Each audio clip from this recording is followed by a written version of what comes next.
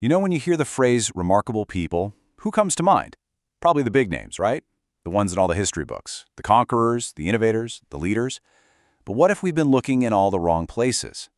We're about to challenge that whole idea and explore a totally different kind of greatness. A much, much quieter one. Just let that sink in for a second. What if the most profound souls who ever walked the earth were so perfectly in tune with the world that they didn't leave a single mark on history? It's a fascinating thought, isn't it? So let's dive into that possibility. And that brings us to this idea of the unseen remarkable. We're talking about individuals who reach such a deep state of being that, well, they simply vanished from the historical record. This quote offers a pretty radical perspective. Osho is basically saying that history doesn't record peace. It records trouble. It's a scrapbook of conflict, of disruption, usually caused by ambitious, driven people. But a life lived in perfect harmony, that's quiet. It's like a wheel turning so smoothly you don't even hear it. It's working perfectly, but it doesn't make the kind of noise that gets you written down in a book. So, the fact that we don't know their names, that isn't a failure. It's their ultimate success. They didn't need to prove anything. They weren't trying to build an empire or conquer a nation. They just were. And in that pure state of being, they merged so perfectly with everything that they didn't even leave a footprint behind. Okay, so if this state of harmony is possible, if it might even be our true nature, what's stopping us? What's getting in the way? Well, according to the source, the primary obstacle is what we call the ego. And what is the ego, really? It's that nagging part of us, the one that's always driven by this feeling of insecurity. It's the relentless push for more money, more power, more recognition. It's not about what we need. It's about puffing up this fragile sense of self. It's a nonstop project of becoming someone, which, ironically, keeps us from ever just being.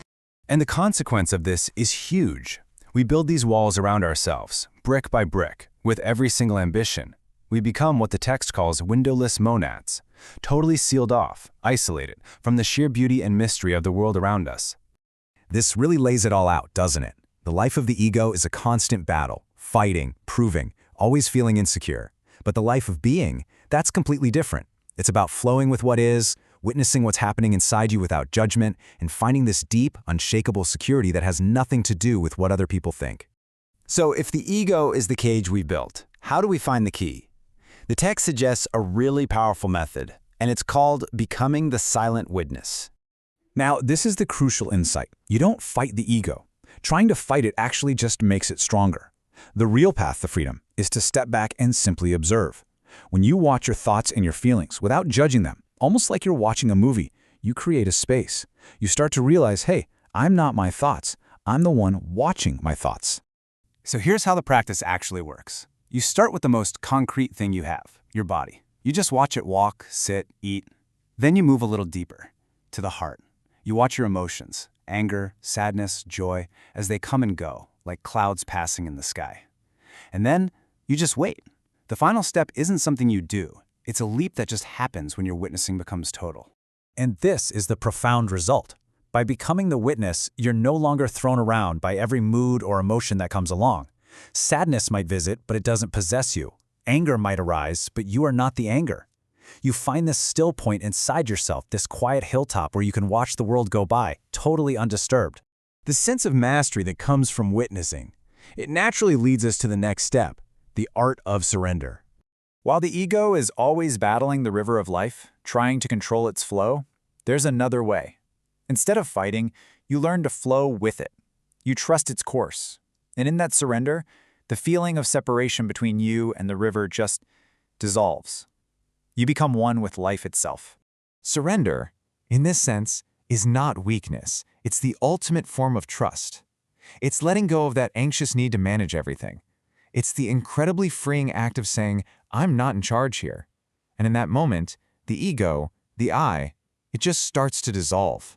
So this is a really good question to pause and reflect on. In your own life, with all its challenges and its uncertainties, what's your default mode? Are you constantly trying to force outcomes, to fight the current? Or have you ever, even for a moment, allowed yourself to just flow? Now, this path of witnessing and surrender, it doesn't lead to a neat little set of answers about the universe. Instead, it invites us into a life of profound wonder.